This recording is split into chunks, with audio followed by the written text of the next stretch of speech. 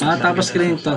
Kasi, against kay Mayor naman to. Kasi napapansin ko abot kay Mayor naman itong tinatapos kong case. Kasi napapansin ko si Mayor, binibaby itong mga to eh. Si Mayor masyadong baby. Nilait yung government niya. Ngayon kami mga citizen na walang departamento, dapat kami.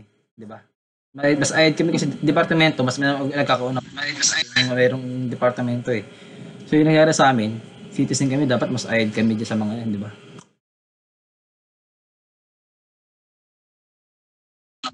So kanina, I'm so sorry. So our assistant director is hindi narinig lahat ng mga sinabi mo. Parang mahina siguro pandinig nito. So ganito na lang. So hindi niya kasi nanood. I want you to make a full statement kung kanino kami reklamo and then send it to our email. And action namin to agad. Hindi namin to tolerate mga ganyang behavior nila. Lalo na nasa departamento sila. Hindi sila professional. Actually, nakita ko si sir. Kasi Nakita ko kanina parang naiipit na siya dun eh. Dinudumog na siya dun eh. Uy! ulitin ko lang ulit, nangyari nga ganito. Nasa kami ng HP, malapit para sa HP, malapit sa bilyar. Pakialam sa'yo. Tapos tawag din eh. Meron dun, kinakausap ako ng kapatid ko. Ngayon, tapos sinasapak-sapak akong ganun. Pagsapak sa akin ganun, ginawa naman. May nakakita raw polis na sinasapak daw ako. Ginawa naman, sabi niya ganun, daw sa pagsapak. Sabi ko hindi na malakas yun, biro-biro lang yun. Pero ganun pa man, kung may nakita man sila ganung senaryo, dapat nag-post metrics sila agad, di ba? Si as a PNP, dapat alam mo na agad gagawin mo. Kung sabihin mo biro pagkasapak sa akin ganun, may post metrics approaching about sa ginagawa sa akin ng kapatid ko. Pero hindi ko yung kanasabihin yun kasi kung PNP ka nga, dapat alam mo yun kasi PNP ka eh. So disregard natin yan, tapos din about sa post matrix niyan. Kasi simple yung post matrix, pinapatagalan ng kanina eh, pinapatagalan nila eh. So dapat daw, matututunan naman din post matrix niya, matututunan daw. Puta, dapat matutunan mo yan bago ka makapasok. Pinapatagal lang nila yung usapan eh. Pangalawa, after nun, nangyari, itong mga polis, may nervous sila nagpapatok ng baril sa may side daw namin. Yung sabi, taas doon namin kami namin, huwag namin kilos sa mga sama. Sinabi nila yun ng harapan. Paano ganito? Saan yung pwesto mo ngayon, boss? Itong nasa kanan ko. Ganyan na ganyan. Hindi ba dapat mag-dump and cover ka muna bago ka lumapit sa amin ng ganyan? Kung alam mo may nagpapatok ng baril, dapat mag-dump and cover ka. So, ibig sabihin, hindi ka nag-dump and cover. Ibig sabihin, hindi ka sigurado.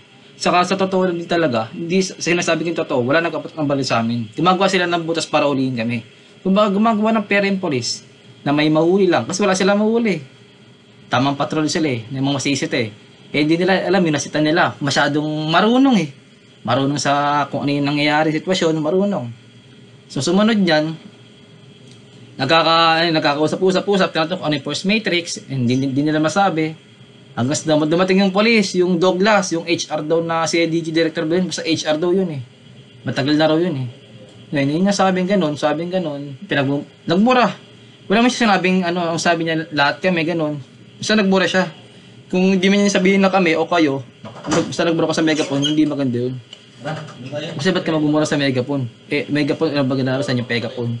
Pag communication niya, kung ano yung nangyayari sa isang sitwasyon na kamerong man hostage o hindi na kayo magkarinig, sobrang layo ng distance. Ganun dapat. Hindi gagamitin mo para magmura ka lang. And then, ang pinareklamo ka pa, hindi ko pa alam kasi pupasok pati, pero sa susunod na lang to, about kay Mayor naman to eh. Iniipon ko lang, pinubuo ko pa. So, ayun muna about sa police. Ang reklamo ko, hindi na sa tatlong polis na yun, sa lahat ng polis, kasi para mas matutuwa sila. Kasi hindi ko alam ano mangyayari. Kasi sa government, kung may nambastos man sa government na polis, siyempre, hindi naman lahat ng polis, di ba, nambastos sa government. Hindi lahat. Meron lang isang tao na nambastos sa government, hindi na gusto ng tinanggal niya lahat. So, I hope naman sa sitwasyon kung ngayon na ganito, na kami, may magawa rin na maganda. O ano man pwedeng i-ano sa mga yan. Kasi alam ko sa pag ganyang sitwasyon talaga, NBA talagang hawak ayad ng NBA yan. At alam ko rin ang NBA talaga, may tiwala ako sa NBI. Dahil ang NBI, walang pilang pinipili yan kahit presidente ka, basta labag ka sa batas, maliban na lang pag iginagawa kang aso. Pero sa nakikita ko ngayon, dahil sa pag-approach sa akin ito ni Agent Cobra ba yun? Na talagang matutulungan niya ako dahil sa pag-approach niya para sa ramdam ko na yung pakiramdam na meron akong katawang at katulong na marunong talaga. So yun lang naman ang aking statement. Ayop naiintindihan nyo yung nangyayari sitwasyon. Kaya ang nireklamo ko yung PNP, hindi yung tatlo, PNP. Kasi first of all, hindi kasalanan ng unang general yan. Kasi yung nakabalik sa sitwasyon sa serbisyo ngayon, hindi naman bago eh. Kung bago, may intindihan ko eh. Eh, sabi nga ni Mayor, dati na raw mga PNP officers yun. Ngayon, sabi pa ni STC Strike, dati raw siyang FTO. Dati kang FTO, hindi mo man na naturuan ng maayos. So, pinamo ka mapasahin ng FTO ka dati. Eh, so, sabihin yung mga FTO na member mo dati, puro tanga. Hindi mo man lang naturuan ng maayos. Hindi mo ka nasabi na FTO ka. Nakakahiya nga dapat yun. Dapat hindi ka nasabi na FTO ka eh. Kasi first of all, kung FTO ka, dapat maayos na mga to, magagalang to. So, yun lang yung statement ko, tapos na yun lang naman. So yun, tama ka naman sa sinabi mo, no? Na kaming mga NBI, wala kami tolerate na kahit sino. Kahit nakasabi pa nating mayor yan, vice mayor, or even president. Lahat yan, na-action namin kung hindi gumagawa ng matinong para sa bayan. So, asahan ang action namin to, nag-aarang action ang gagawin namin dito. So, makakasa kang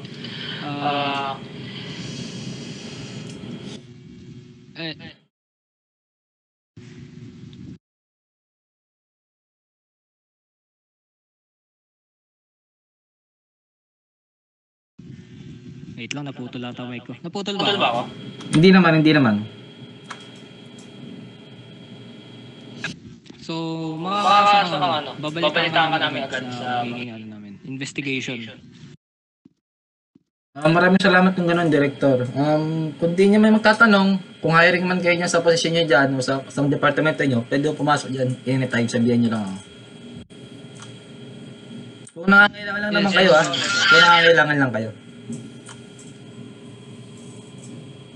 Pero as of now, wag muna para hindi masabi yung bias ng pag-verdict nyo. Palipasin natin yung panahon, sitwasyon, pag malamig na lahat.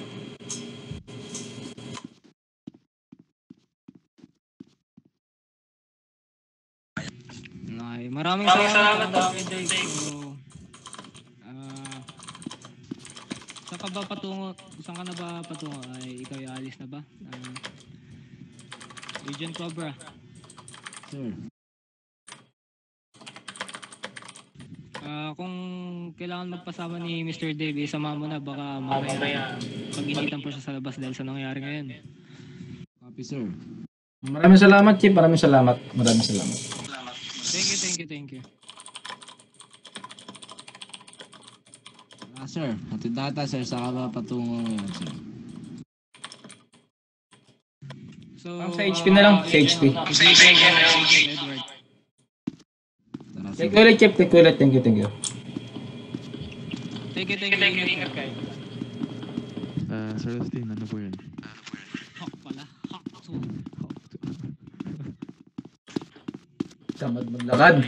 Tamad maglakad si Kervin. Saan ko wait lang, sir? Wala ako sa baba, sir. Sige lang. Anong pangalan mo ulit, sir? Dave. Ay, ikaw pala dito yung DJ, sir. DJ. Ayok na wala makakalabas na kung ano yung katawan ko. Kasi alam din ang katawan ko, DJ lang, walang alam, Kenkoy. Alam nila, Kenkoy lang ako, DJ lang. Sir, Hindi nila ako kalala eh, kaya nga nakikilala nila ako unti-unti.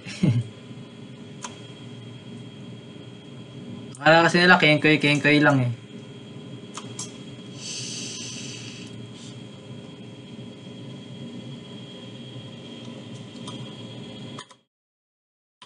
sir.